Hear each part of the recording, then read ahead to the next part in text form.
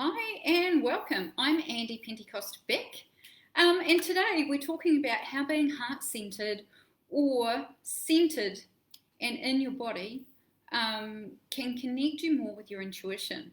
All right, so when things happen in our lives, we can disconnect from our bodies. We can sit more out here, and you might have noticed that. Might feel like you're sitting out here watching, and you've got no control of what's going on. That's just showing that it's usually emotions that knock us out too.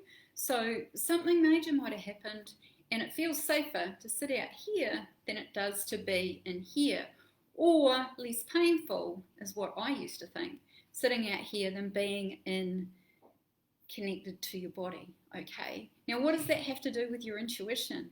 Well, when you're sitting out here, or when you're not fully connected and heart-centered, then your being can be at the effect of everybody else's stuff that's going on, okay?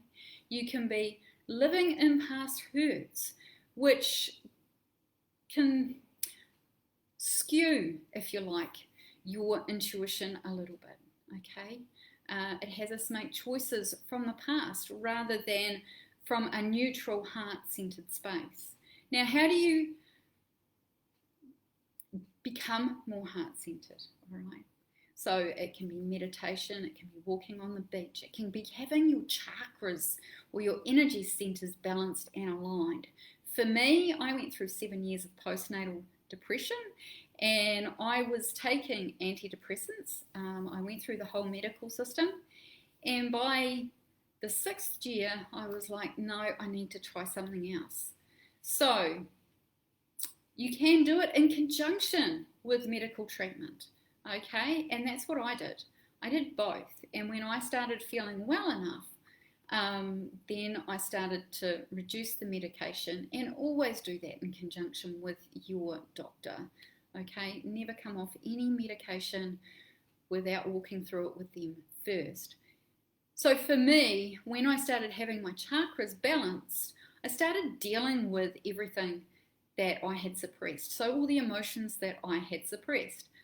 And we have energetic fields, okay? So we have our physical field, which is our body, our emotional, mental, and our spiritual fields that sit outside. Now you might know that as your aura, or whatever else. So usually by the time it gets to our physical body, we've already had the effect in our energetic fields, okay? We've already had awarenesses that our body isn't happy about something, that we've got stuff going on, or that we're not dealing with stuff. And a lot of the time, because we're so busy, we just ignore that, or we push it to the side, or I'll do that later when I've got time, okay?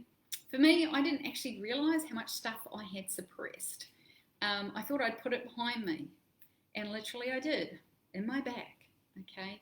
So I started dealing with some of that stuff that I didn't know was there, and for the first time, I really felt calm, connected, and I began to know who I was, okay? Because I had trouble connecting with my kids and my partner or their dad. And once I started having my chakras balanced, then that became easier. I could get down and play with my kids more. I could connect with them more. I was more rational. I was calmer. So if you're trying to get pregnant, it could be that there's some emotional stuff that hasn't been dealt with, okay? There's things in your energetic field. And, you know, we look at it and we go, oh shit, I don't want to deal with that stuff. Sometimes you've already dealt with it in your head, and it's just giving the body permission and clearing it out of your energy field. And sometimes, yes, there's a bit of excavating to do. And it can be uncomfortable. However, it takes more energy to keep that stuff at bay than it does to actually deal with it. And it takes more energy to be outside your body than it does to be inside. And it's more painful out here. Well, from my experience, that's what it was like. So, you can have your chakras balanced. That's something that I do. Everything that I do in my practice is things that I have used for me and then implemented, okay? So I know that they work. So if you're looking to get pregnant, if there's something that you've been trying to change and haven't been able to change, it could be because there's something not quite connected or working as it's designed to work in your body, your energy field. Having massage. If you've done a lot of self-work, it could just be that there's stuff sitting in your body or your energetic field, and having massage, and just as you're having a massage, giving your body permission to let it go can make such a difference. All right. Where else was I going with that? The train left the station without me.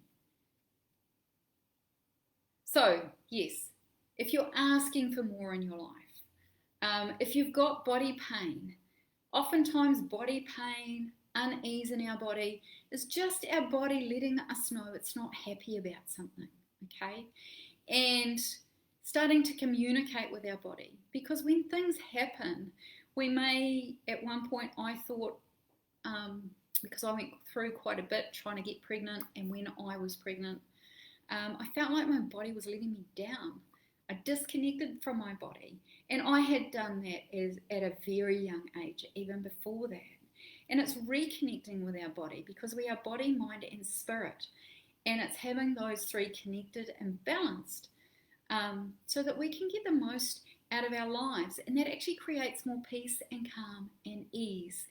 And it also brings us more into our flow when we're asking for things in our lives, when we're asking for a new job, when we're trying to get pregnant, when we're looking for that relationship, or we're just trying to connect with ourselves and love ourselves, because we're not taught in this reality that loving yourself is okay, and loving yourself is the key to everything. Otherwise, you're always looking out there to fill the gaps. And that's sometimes why relationships don't work, because we are looking to fill a gap.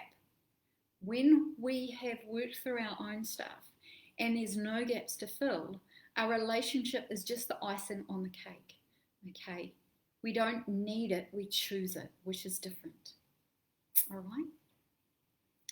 Okay, so I hope that was helpful. Let me know in the comments that you're watching this. You can either put live, replay.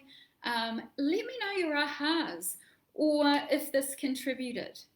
This is Andi Pentecost Beck, empowering you to be all of you. Have an awesome day, guys. See ya.